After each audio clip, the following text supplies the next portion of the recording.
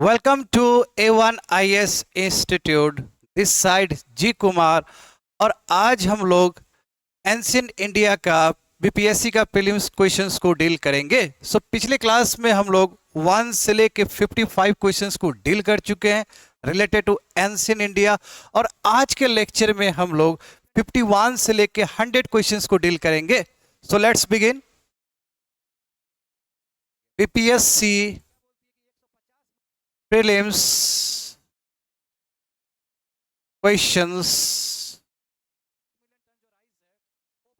on ancient India, right from 51 to 100। पिछले class में हम लोग 1 से लेके 50 क्वेश्चंस को डील कर चुके हैं। We have dealt. So let's begin today's class. The first question is 51.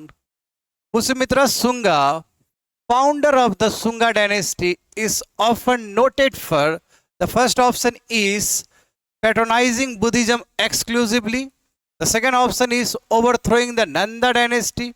The third option is patronizing Brahminical traditions and reviving Vedic rituals, and the last option is conquering Kalinga. So इसका correct answer होगा my dear students C for cat. Brahmanical traditions को पुष्यमित्र शुंगा ने revive किया, समझ गए। और उसके बाद जितने भी वैदिक रिचुअल्स थे लाइक अश्वमेधा, उनको इन्होंने परफॉर्म भी किया है। Ashwamedha related to horse sacrifice.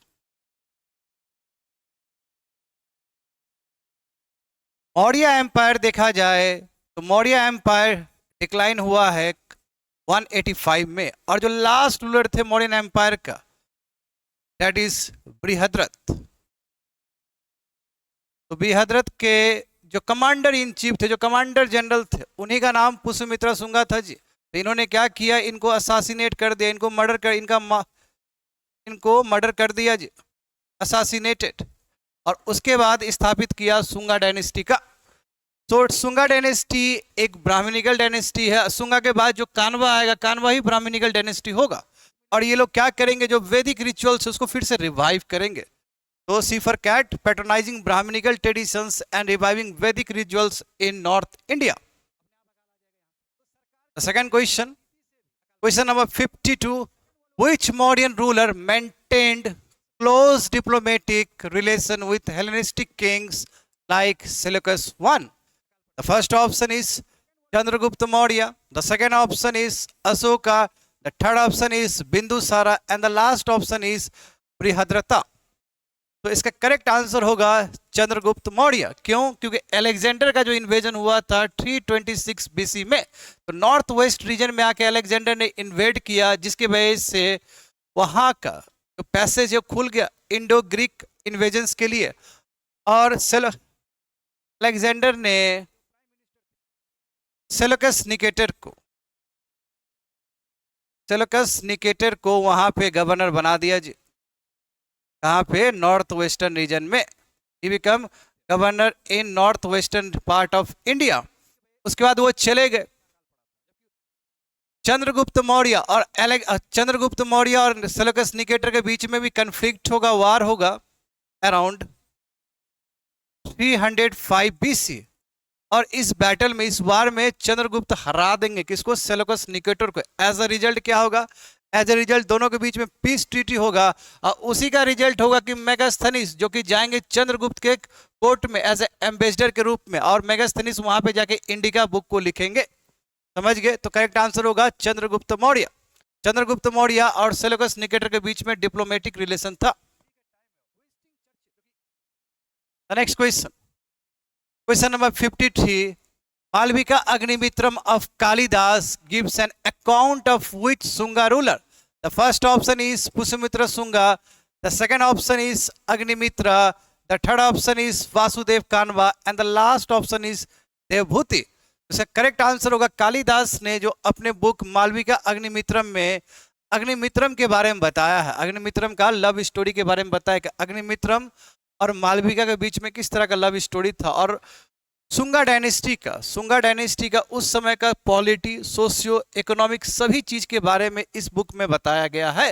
And this book belong to the Gupta era. ये गुप्ता एरा में लिखा गया था जी। क्यों? क्योंकि कालिदास जो है वो क्या है, एक नवरत्न है। इसके चंद्रगुप्त टू के। तो करेक्ट आंसर होगा Agnimitra. 54th question, which dynasty succeeded the Sunga dynasty in Magad? The first option is Kanva, the second option is Maurya, the third option is Gupta, and the last option is Nanda. The correct answer is Kanva.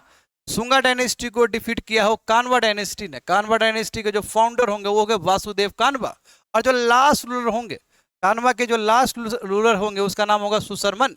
तो कानवा dynasty का यदि time period देखा जाए students, कानवा dynasty का यदि time period देखा जाए, right from 75 BC to 30 BC, समझ गए। और जो लास्ट रूलर रहेंगे सुसरमान जो लास्ट रूलर रहेंगे उसको ओवरथ्रो करेंगे कौन? सतवाहनास, यानी कि आंध्रास क्या करेंगे? इसको ओवरथ्रोन कर देंगे। करेक्ट आंसर क्या होगा? कानवा। तो सुंगा के बाद कानवा आया, समझ गए। Next question number 55। The Kanva dynasty was primarily a Brahminical in orientation and controlled Magad region, Buddhist in orientation and expanded into North India. The third option is Jain rulers ruling central India, and the last option is foreign invaders from the northwest. तो correct answer होगा इसका ए for Apple. ये भी क्या है? एक ब्राह्मण dynasty है, और इसने भी क्या किया? ब्राह्मण रिचुअल्स को रिवाइव किया है जी, जस्ट लाइक सुंगा, और पूरा मगध रीजन को कंट्रोल किया है। बट बाद में सतवाहनास ने इसको ओवर डिफीट कर दिया। और जो लास्ट रूलर रहे थे सुंगा डायनेस्टी के, वो उनका नाम है सुसरमन। तो करेक्ट आंसर होगा ए फॉर एप्पल।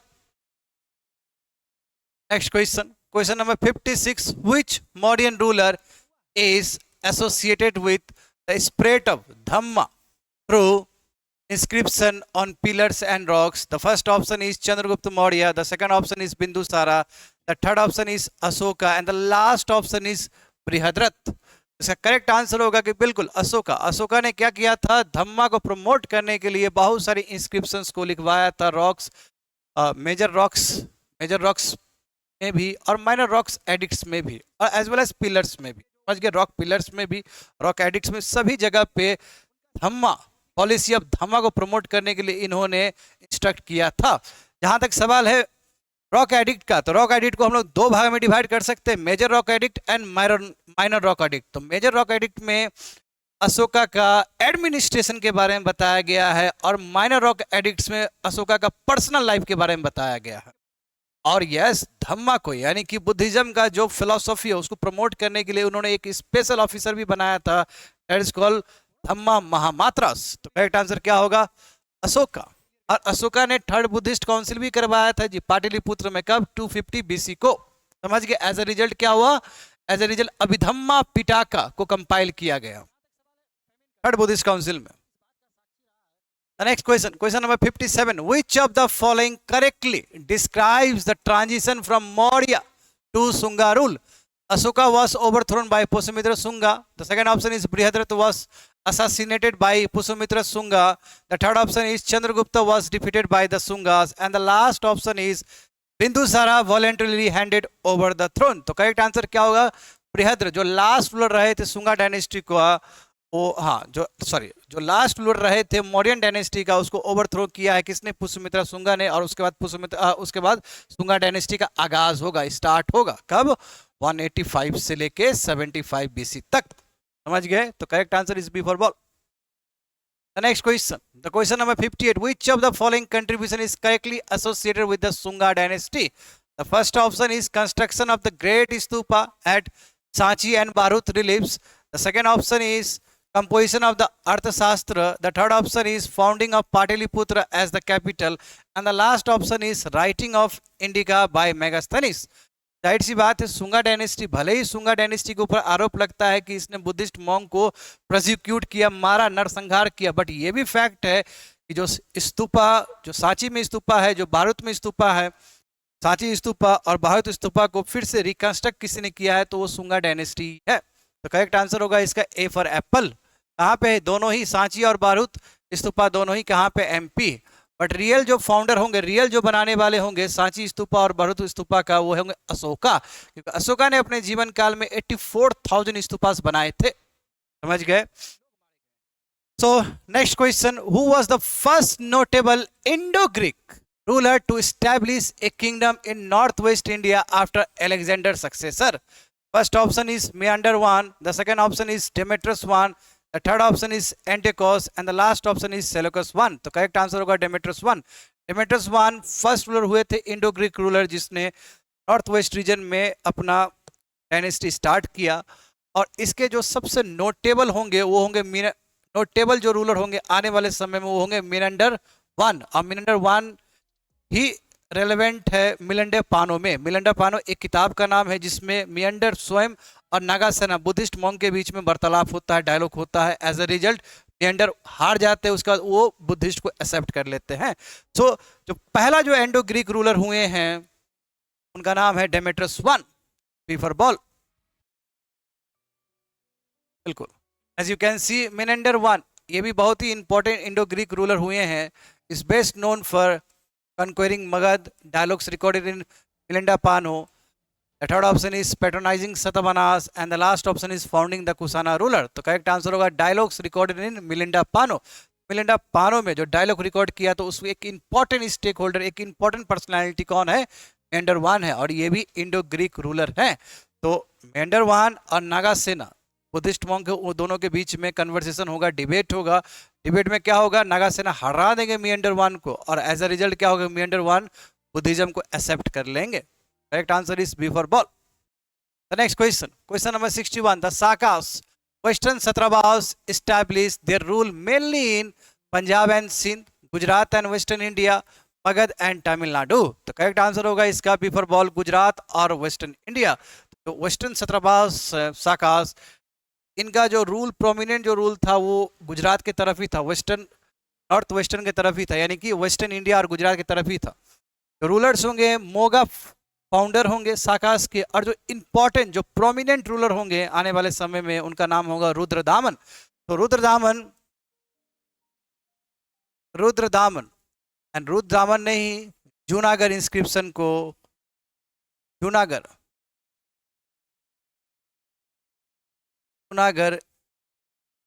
इंस्क्रिप्शन को बनाया था। ठीक है, जूनागढ़ इंस्क्रिप्शन में 4 रूलर्स का जिक्र है जी। चंद्रगुप्त मौर्य, अशोका, स्वयं रुद्रदामन और उसके बाद स्कंदगुप्ता। क्यों? चंद्रगुप्त मौर्य ने सुदर्शन लेक बनाया, उसके ऊपर डैम बनाया, अशोका ने उसको रिपेयर किया, रुद्रदामन ने भी उस लेक को रिपेयर किया, और बाद में स्कंदगुप्ता भी इस लेक को रिपेयर करते हैं। तो इसलिए जूनागढ़ इंस्क्रिप्शन में ये 4 रूलर्स के बारे में बताया गया है। At the same time Rudradaman का जो जूनागढ़ इंस्क्रिप्शन है इसमें यह भी बताया गया है कि किस तरह रुद्रदामन ने वशिष्ठ पुत्र सतकर्णी को हराया था। सतवना रूलर वशिष्ठ पुत्र सतकर्णी को हराया था। तो करेक्ट आंसर होगा Gujarat and western India. B for ball. Next question, question number 62, Kanishka I, the most notable Kusana ruler, is remembered for converting to Jainism, patronizing Buddhism, and convening the 4th Buddhist Council. Third option is stabilizing the Mauryan administration, and the last option is founding the Satavahana dynasty. Correct answer होगा Kanishka one. बिल्कुल, Buddhism को promote करने के लिए जाने जाते हैं, और इन्होंने ही 4th बुद्धिस्ट काउंसिल करवाया था 72 AD में। कहाँ पे? कश्मीर में। उस समय जो मॉन्क थे बैठे हुए वासुमित्र और अश्वघोषा थे। और रिजल्ट क्या हुआ? इसका रिजल्ट ये हुआ कि बुद्धिज्म 2 फैक्शंस में डिवाइड हो गए, हिनायाना बुद्धिज्म और महायाना बुद्धिज्म। तो करेक्ट आंसर होगा B for ball. Next question, the Kushana capital known for trade and culture exchange was Mathura, Pataliputra, Ujjain and Taxila. Correct answer is Mathura, क्योंकि कुशाना रूल के अंदर ही गंधारा स्कूल ऑफ आर्ट और Mathura school of art famous हुआ है, उसको पैट्रोनाइजेशन मिला है। और मथुरा क्या था? एक कल्चरल कैपिटल के रूप में काम करता था। बहुत ही सुंदर कल्चरल डेवलपमेंट हुआ था कहाँ पे? मथुरा में। इसलिए ट्रेड और कल्चरल एक्सचेंज के लिए कुशाना का जो कैपिटल था वो था मथुरा। ए for Apple. Next question, question number 64. Which Satavahana ruler is credited with consolidating the Deccan kingdom and defeating the Western Satrabas? The first option is Gautami Putra Satakarni. Second option is Vasishtha Putra Ptolemy. Third option is Simuka and the last option is यजना श्री सतकर्णी. तो correct answer होगा ए for Apple, Gautami पुत्र सतकर्णी. गौतमी पुत्र सतकर्णी सबसे powerful ruler हुए हैं Satavahana dynasty के, और इन्होंने क्या किया था, इन्होंने पूरी तरीके से डेक्कन किंगडम को पूरा स्ट्रॉन्ग किया था, वहां पे स्टैब्लिश किया था खुद को, और वेस्टर्न सत्रावास को भी हराया था. समझ गए? तो ए फॉर एप्पल होगा गौतमी पुत्र सतकर्णी. और इनके बारे में जानकारी पूरी तरीके से नासिक इंस्क्रिप्शन में दिया गया. नासिक इंस्क्रिप्शन कहाँ पे होगा? महाराष्ट्र में होगा. समझ गए? और नानाघाट इंस्क्रिप्शन में फाउंडर के बारे में, सिमुका के बारे में बताया गया है कि सिमुका फाउंडर रहे हैं सतवाहना डायनेस्टी के, आंध्रा डायनेस्टी के. Next question. Huima Kadphises, a Kusana ruler, is notable for converting to Buddhism and convening the Fourth Buddhist Council, introducing gold coins into Kusana currency and expanding trade, defeating the Western Satrabas, and the last option is patronizing Satavahana art in the Deccan. तो correct answer इसका क्या होगा कि इन्होंने भारत में सबसे first gold coin issues किया था मैसिव लेवल पे, और अपने ट्रेड को एक्सपांड किया था. कुसाना के जो फाउंडर रहे हैं वो उनका नाम है कुजुला कटपीसेस, और उसके बाद जो रूलर आए थे दैट इज हुइमा कटपीसेस. तो इन्होंने क्या किया? गोल्ड कोइन को इशू किया था और अपने ट्रेड को एक्सपांड किया था जी. समझ गया? और इसी कुसाना डायनेस्टी से ही कनिष्का भी आएंगे आने वाले समय में. Next question. The Sangam age economy relied heavily on overseas trade. Which of the following goods were exported to the Roman Empire? The first option is pearls, spices, textiles, gold, horses, ivory, rice, copper, steel. Last option is timber, salt, silver. तो correct answer होगा इसका pulse, spices and textile. इसके लिए संगम as जाना जाता था. In fact Megasthenes के indica में पांड्यास के बारे में जिक्र है, और कहा गया कि पांड्या का जो इंपॉर्टेंट जो सी पोर्ट है कोरकोई, बहुत ही इंपॉर्टेंट है पेल्स के लिए. समझ गए? उसी तरह उरायूर देखा जाए, जो चोला का शुरुआत का कैपिटल रहा था, वो बहुत ही इंपॉर्टेंट है टेक्सटाइल्स के लिए. और मालाबार रीजन, तमिलनाडु रीजन, तो स्पाइसेस के लिए जाना ही जाएगा. और बहुत सारे रोमन कोइंस भी पाए गए थे अलग अलग different places of Cholas, Cheras और पांड्यास के. समझ गए? तो ए फॉर एप्पल होगा जी. Next question. Chera, Chola, Pandya kingdoms of the Sangam age are collectively known as Deccan empires, Tamilakam kingdoms, northern satraps, and last option is Mauryan vassals. तो correct answer होगा तमिलिकन kingdoms. तमिलिकन kingdoms के, क्योंकि ये सब तमिलनाडु के reason में ही थे. ठीक है? चोलास नॉर्दर्न तमिलनाडु, पांड्यास साउदर्न तमिलनाडु, और चेरा केरल की तरफ. तो क्या होगा आंसर इसका? तमिलन किंगडम्स. और संगम एज में या फर्स्ट संगम हुआ हो, या सेकेंड संगम हुआ हो, या थर्ड संगम हुआ हो, सभी में चेरा, चोला, पांड्या के बारे में जिक्र किया गया है. समझ गए? Next question. Question number 68. Which Sangam text provides a detailed account of naval expedition, maritime trade and port cities like Kaveripattinam, Silappatikaram, Adigal का, Pattu, Ettuthogai, and last option is Manimekalai. तो करेक्ट आंसर होगा पट्टू का मतलब होता है 10 इडियल्स. इतु खुदाई का मतलब क्या है? 8 एंथोलॉजीज. एंथोलॉजीज का मतलब होता है students collection of short stories, और इडियल्स का मतलब होता है कलेक्शन ऑफ लॉन्ग पोइम्स. यानी कि शॉर्ट पोइम्स है एंथोलॉजी, और इडियल्स क्या है? लॉन्ग पोइम्स का कलेक्शन. तो पट्टू में, क्योंकि संगम एज का ही रिजल्ट है, संगम एज का है वो कंपाइलेशन है बुक, तो पट्टू में ये बताया गया है कि किस तरह संगम एज में नेवल एक्सपीडिशन हुआ करते थे, मैरीटाइम ट्रेड हुआ करता था, और जो पोर्ट सिटीज है कावेरीपट्टनम किस लेवल पे प्रॉस्पर था, ये सभी चीज पट्टू में लिखा गया है. Next question. Sangam society, what was the role of Vellalar community? The first option is merchant class controlling trade, second option is land owning agriculture class, the third option is priestly and ritual class, and the last option is military service provider.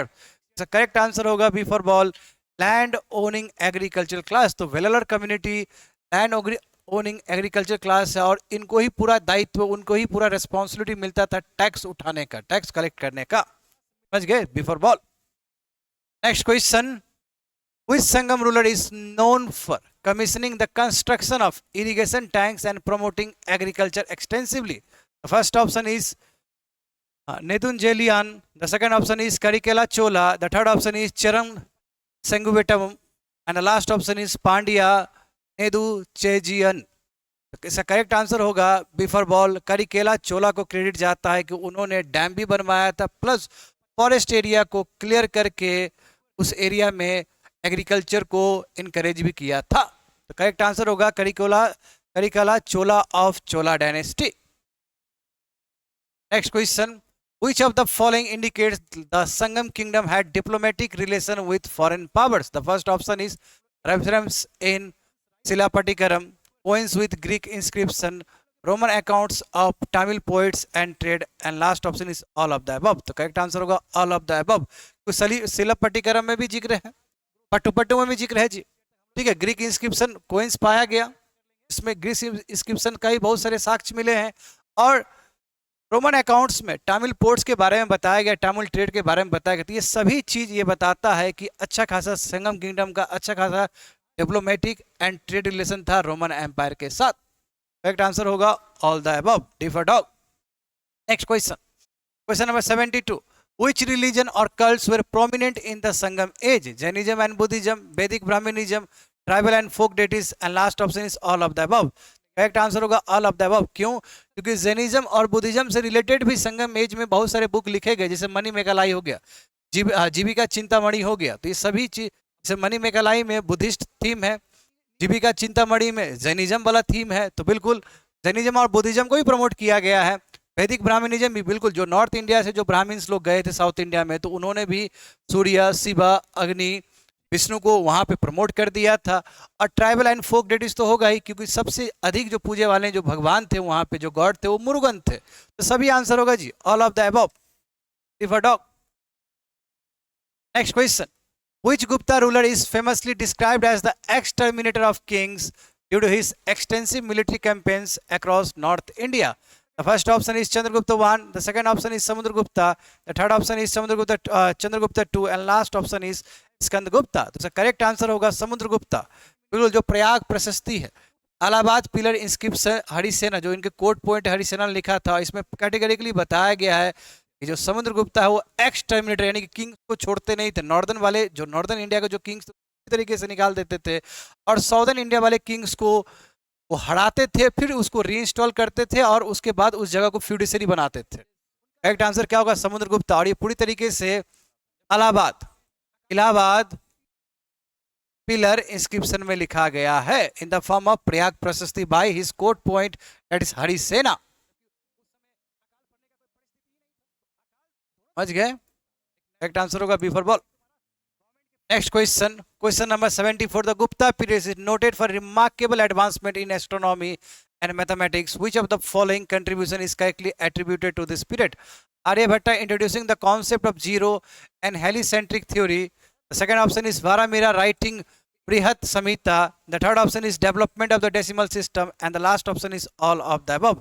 Correct answer होगा all of the above. क्यों? क्योंकि Gupta period को golden age कहा जाता है, mathematics के लिए, science के लिए, आर्ट के लिए, कोइंस के लिए, हर एक क्षेत्र में देखा जाए तो गुप्ता पीरियड में काफी विकास हुआ है।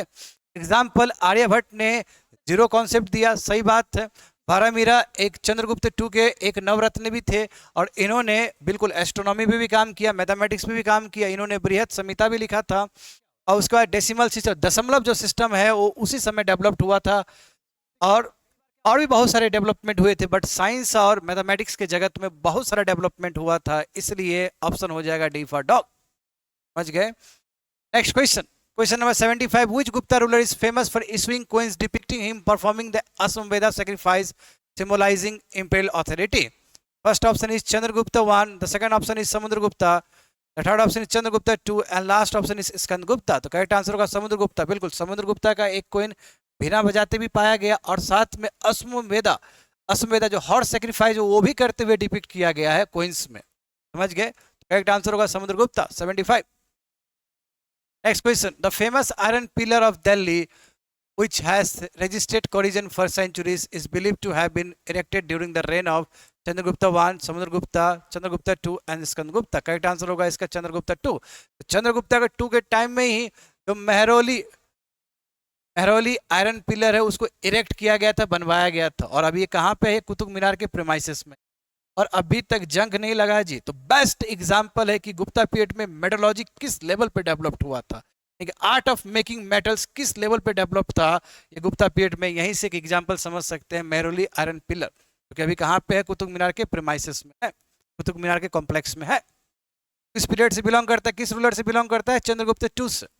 Next question, question number 77, which Chinese traveler visited India during Harsa's reign and wrote about his court and administration? तो फाइयान, जियांगजियांग, that is Hiuen Tsang, Faxian and I Tsing. तो करेक्ट आंसर होगा इसका हुंगशियांग।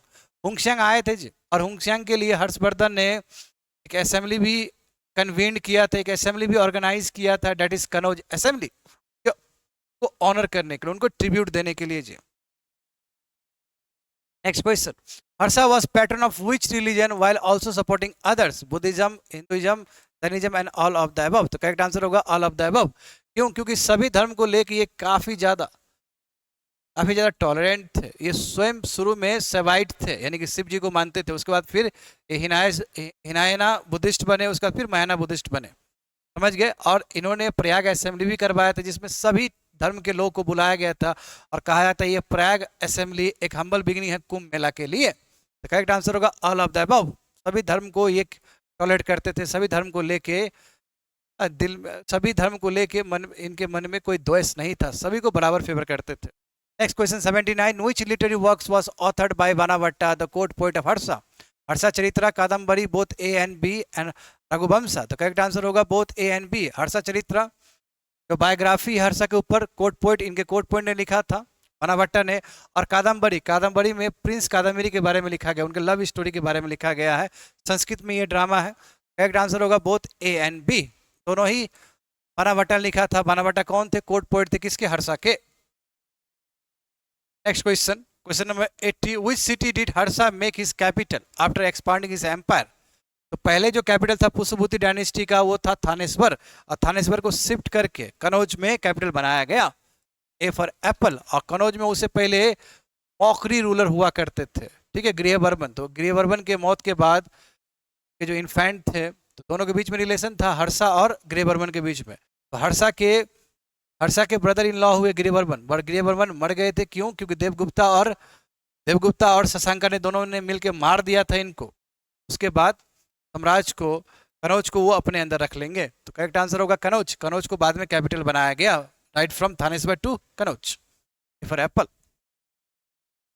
Next question, which feature of Mohenjo-daro indicates the use of advanced civic engineering in the Indus Valley civilization? Gate bath and covered drainage system, royal palaces with multi-stories, iron fortification, and last option is step wells for irrigation. Correct answer होगा great bath and covered drainage system. Mohenjo-daro में great bath पाया गया था और drainage system बहुत ही बेहतरीन था। इससे हम अनुमान लगा सकते हैं, इससे हम कह सकते हैं कि एडवांस सिविक सेंस थे लोगों के बीच में, एडवांस सिविक इंजीनियरिंग का स्किल देखने को मिलता है मोहनजोदारो एरिया में, ए for apple. Next question, Indus Valley civilization used standardized weights and measures primarily for religious purposes, long distance trade, land revenue collection, and last option is artisanships. Correct answer होगा इसका B for ball. Long distance trade के लिए standard weight and measure को same रखा जाता था, यानी कि वेट एंड मेजर का मतलब क्या कि यहाँ पे यदि बिहार में 1 kg तो बंगाल में भी 1 kg, गुजरात में भी 1 kg, सिक्किम में भी 1 kg, that is meaning of standard and measures. तो 1 मीटर यहाँ पे हुआ तो 1 मीटर केरल में भी होगा, इसलिए किया जाता था ताकि लॉन्ग डिस्टेंस ट्रेड अच्छे से हो सके, यूनिफॉर्मिटी के साथ हो सके। Next question, which evidence suggests that the Indus Valley civilization had extensive maritime trade network? Dockyard at Lothal, seals with Mesopotamia inscription, discovery of shell ornaments and semi-precious stones, and last option is all of the above. Correct answer होगा बिल्कुल। इस सभी से पता चलता है कि Indus valley civilisation का extensive trade maritime trade network रहा होगा। क्यों? डॉकयार्ड पाया गया लोथल में, इससे पता चलता है कि शिपिंग इंडस्ट्री डेवलप था। नंबर 1, मेसोपोटामिया से रिलेटेड इंस्क्रिप्शन भी सील्स में पाया गया, इसका मतलब मेसोपोटामिया तक हमारा ट्रेड था। दूसरी बात है कि सेल ऑर्नामेंट्स भी डिस्कवर हुए हैं और भी प्रेशियस स्टोन्स डिस्कवर हुए, इसका मतलब समुद्री वाला ट्रेड था उस समय। तो इससे हमें ये पता चलता है इंडस वैली सिविलाइजेशन में extensive maritime trade and commerce था। Next question, question number 84, Dholavira sign board is significant because it contains the earliest known city map Second option shows the use of large scale stone inscription in the Indus script. The third option is depicts royal degrees and the last option is marks religious ceremonies. Correct answer होगा धोलावीरा जो sign board मिला है वो just like a stone inscription बाद के period में अशोका सब use करेंगे, उससे पहले ही धोलावीरा में यूज हो चुका है। इसमें इंस्ट्रक्शन दिया जाएगा, inscription is all about instruction. It's like अ अभी का प्रेजेंट यदि राज्य सरकार या केंद्र सरकार का हम लोग बात करें गैजेट नोटिफिकेशन, तो उसी लेवल पे उस समय inscription as a gazette notification की तरह काम करता था, एक इंस्ट्रक्शन की तरह काम करता था। धोलावीरा का जो साइन बोर्ड है वो लार्ज स्केल स्टोन इंस्क्रिप्शन को शो करता है। Next question, which of the following metals was combined to produce bronze in the Indus Valley civilization? Copper and tin, iron and copper, silver and tin and gold and copper. Correct answer होगा copper and tin। बिल्कुल, जो bronze है वो Kapoor and tin का ही alloy है। ये alloy ये दोनों को ही मिक्स करके बनाया जाता है। Next question, which agriculture practice reflects the advanced agrarian economy of the Indus Valley civilization? The first option is irrigation through wells and canals. Second option is terrace farming in hills, slash and burn cultivation, and last option is shifting cultivation. तो correct answer होगा Indus valley civilisation में देखा जाए एग्रीन economy बहुत ही अच्छा था। इसका reason क्या है कि प्रॉपर वेल और कनाल सिस्टम था इरिगेशन के लिए। ए for apple. Next question, the uniformity of brick sizes across Indus cities indicates centralized authority and standardized construction norms. Second option is artistic experimentation. Third option is religious symbolism in architecture and the last option is seasonal rebuilding practices. Correct answer होगा A for apple। यदि BRICS standard पाए गए और हाँ standard यदि BRICS पाया गया है तो इसका मतलब क्या है कि जरूर उस समय कोई सेंट्रलाइज अथॉरिटी रहा होगा ये चीज करने के लिए, स्टैंडर्डाइज ब्रिक्स को बनाने के लिए, और स्टैंडर्डाइज कंस्ट्रक्शन नॉर्म्स फॉलो करना चाहिए, इसके लिए भी जरूर कोई सेंट्रल अथॉरिटी रहा होगा, ये हमें इंडिकेट करता है। बट ऐसा कोई साक्ष्य मिला नहीं है, इंडस वैली सिविलाइजेशन में ऐसा कोई साक्ष्य नहीं मिला है जिससे हम ये निष्कर्ष निकाले कि कोई पॉलिटिकल वहां पे अथॉरिटी था। बट जब ब्रिक्स स्टैंडर्ड पाए गए तो इससे हम अनुमान लगा सकते हैं कि जरूर वहां पे कोई पॉलिटिकल अथॉरिटी, सेंट्रल अथॉरिटी रहे होंगे। ए for Apple.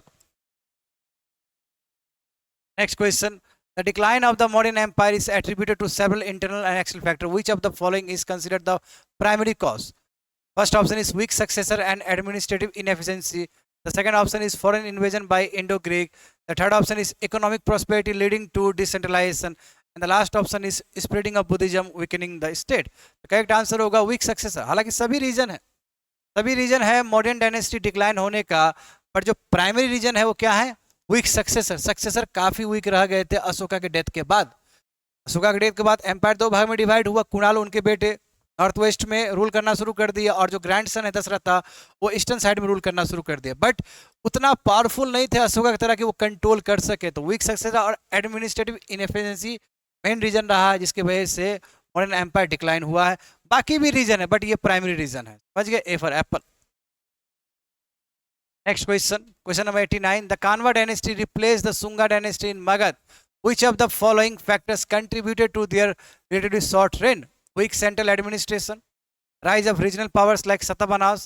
Third option is lack of military expansion and the last option is all of the above. Correct answer होगा all of the above। ये सभी रीजन के वजह से कह सकते हैं कानवा डायनेस्टी बिल्कुल कानवा डायनेस्टी जिसने सुंगा डायनेस्टी को रिप्लेस किया उसका देखा जाए तो वीक सेंट्रल एडमिनिस्ट्रेशन के वजह से the following factor contribute to the relatively short reign. आखिर कानवा डायनेस्टी का शॉर्ट रेन क्यों रहा? 75 से लेकर 30 BC तक ही क्यों रहा?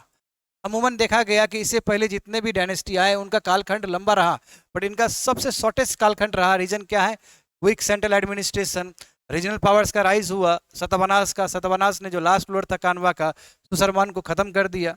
समझ गया? और मिलिट्री एक्सपांसन उस लेवल पे नहीं हुआ जिस लेवल पे होना चाहिए। तो सभी रीजन है जिसके वजह से कानवा डायनेस्टी का जो कालखंड रहा, पीरियड रहा, बहुत ही शॉर्ट लिव्ड रहा है।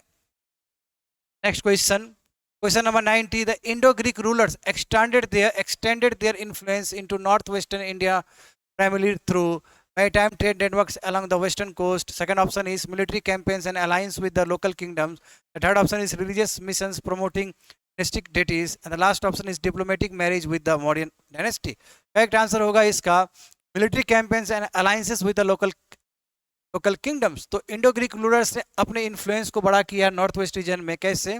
मिलिट्री कैंपेन करके और लोकल रूलर्स को लोकल रूलर्स के साथ अलायंस करके, समझ गए। जब बात हो रहा है इंडो ग्रीक रूलर्स का, तो इसके जो फाउंडर होंगे डेमेट्रियस वन होंगे, डेमेट्रियस वन फाउंडर होंगे, और इसके जो बाद में आने वाले समय में जो इंपॉर्टेंट रूलर होंगे उनका नाम होगा मियंडर वन, मियंडर, जिन्होंने नागासेना बुद्धिस्ट मॉन्क के साथ बातचीत किया था, और इस चीज को रिकॉर्ड किया गया था मिलिंडो पानो में। राइट आंसर होगा military campaigns and alliance with the local kingdoms. Next question, question number 91. Satabana dynasty is credited with promoting regional trade and craft. Which of the following demonstrate their economic and cultural impact? The first option is issuing lead and copper coins with the Prakritic legends. Patronage of Amravati and Nagarjunakonda schools of art. The third option is maritime trade with the Roman Empire. And the last option is all of the above. इसका answer सभी होगा जी। Satavahana dynasty lead and copper coins को issue करने के लिए जाना जाता है। नंबर वन, अमरावती और नागार्जुना कोंडा स्कूल्स ऑफ आर्ट को पैट्रोनाइज किया है, जाहिर सी बात है। अमरावती इंस्क्रिप्शन में ये बताया गया है, और अच्छा खासा ट्रेड इनका रोमन एम्पायर के साथ था। सभी आंसर होगा जी। और बिल्कुल गौतमी पुत्र शतकर्णी, उन्होंने सबसे पहले कोइन इशू किया था अपना पोर्ट्रेट का, किंग पोर्ट्रेट, यानी किंग का जो इमेज वाला फोटो सबसे पहले किसी ने इशू किया है इंडिया में, तो गौतमी पुत्र शतकर्णी है सतवाहना डायनेस्टी से। Next question, question number 92. Kharavela of Kalinga is primarily known from the Hathigumpa inscription. Which of the following highlights the administration sophistication evident from the inscription?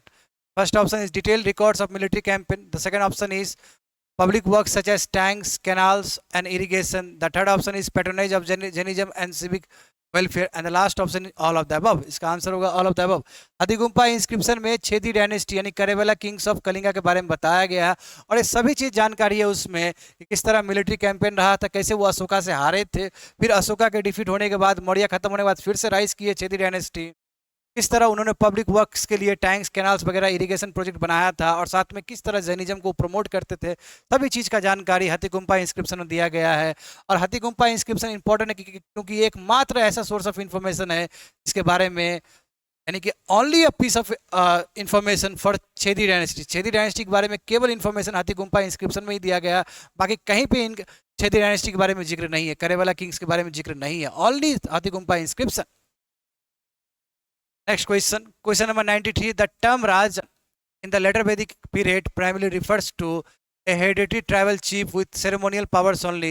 Second option is a king exercising both military and administrative authority over a Janapad. The third option is village headman responsible for land revenue.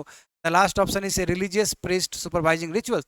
The correct answer होगा B for ball, king जो military और administrative authority दोनों ही संभाल रहे हैं जनपद के ऊपर, क्योंकि ये लेटर वैदिक एज है जी।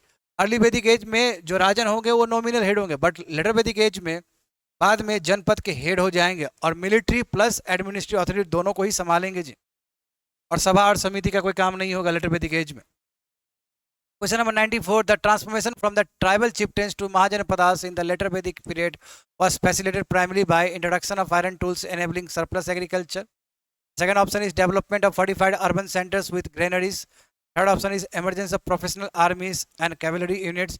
The last option is all of the above. तो करेक्ट आंसर होगा D for dog, all of the above. क्योंकि जब महाजनपदास लेटर वैदिक एज में महाजनपदास राइज होना शुरू हो गया, क्योंकि because of the discovery of iron tools के वजह से एग्रीकल्चर प्रैक्टिस होना शुरू हो जाएगा मैसिव लेवल पे। Number one, urban centres towns बनने शुरू हो जाएंगे, 45 टाउन सिटीज बनना शुरू हो जाएंगे जी, समझ गए।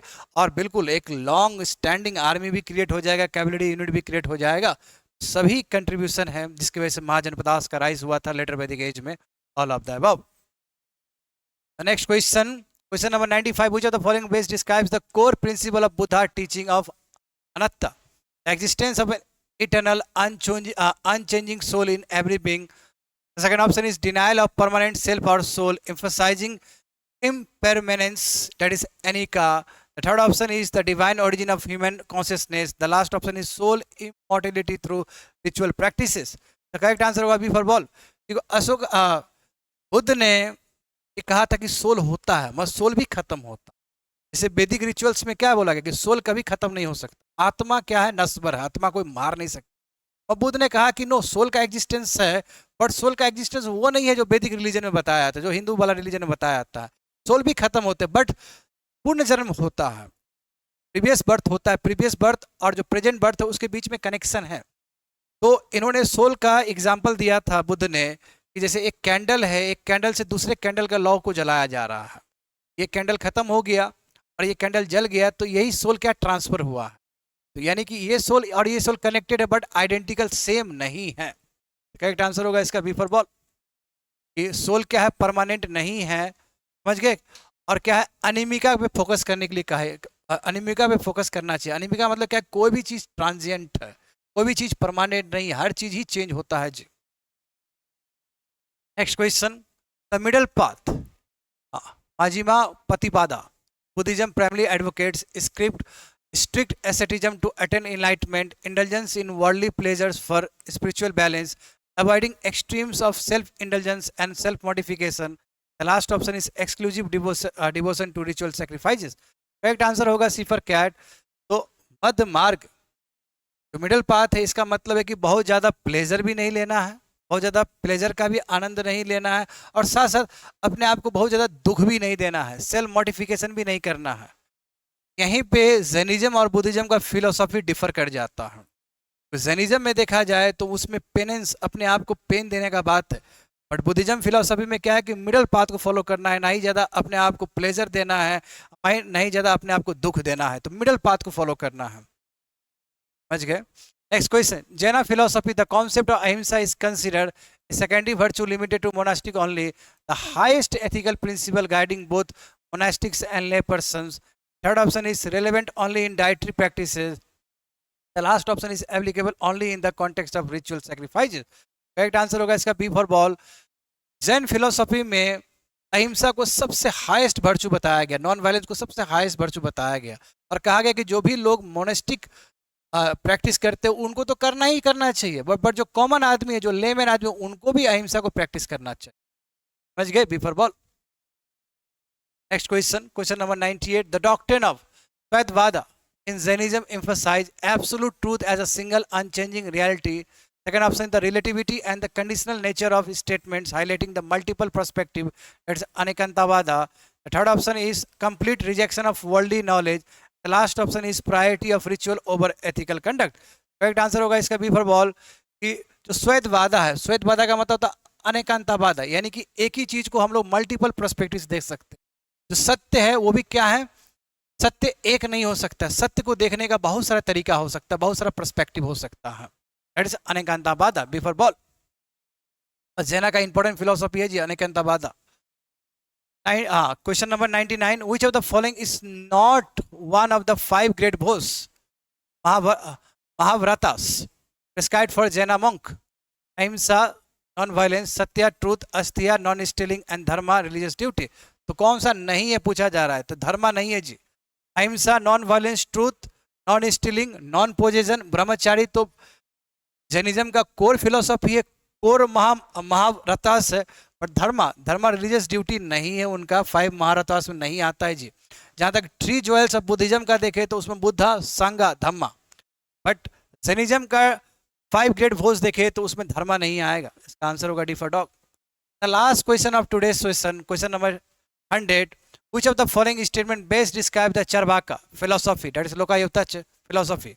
It emphasizes the ritualistic Vedic duties and karma as a path to liberation.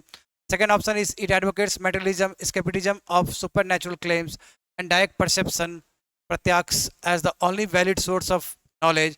The third option is it promotes renunciation and non-violence as the highest ethical principles. And the last option is it is a dualistic system combining soul, Atma, and God, Brahman. ब्राह्मण, इसका correct answer होगा B for ball, क्योंकि चरवाका में क्या था, चरवाका में ये था कि बिल्कुल मेटलिस्टिक फिलोसॉफी दिया था चरवाका स्कूल ऑफ थॉट ने। इसका मतलब क्या कि तुम जीवन अभी है, जितना भोग सकते हो भोगो, ठीक है, कर्ज लेके घी भी पीना पड़े तो वो भी करो, कोई दिक्कत नहीं है, समझ गए। आत्मा परमात्मा बेकार का चीज है, किसी ने देखा नहीं है, ये जो तुम परसिप्ट कर रहे हो, जो तुम डायरेक्ट देख रहे हो, समझ रहे हो, फील कर रहे हो, वही क्या है, सोर्स ऑफ इंफॉर्मेशन है, सोर्स ऑफ नॉलेज है। That is a Charvaka school of thought, before ball होगा जी, समझ गए। Yes, I have completed the session on ancient India. 2 lecture, first lecture हो चुका है, this is the second lecture. Lecture कैसा लगा आपको, कुछ फीडबैक देना है तो फीडबैक दे सकते हैं। Thank you so much.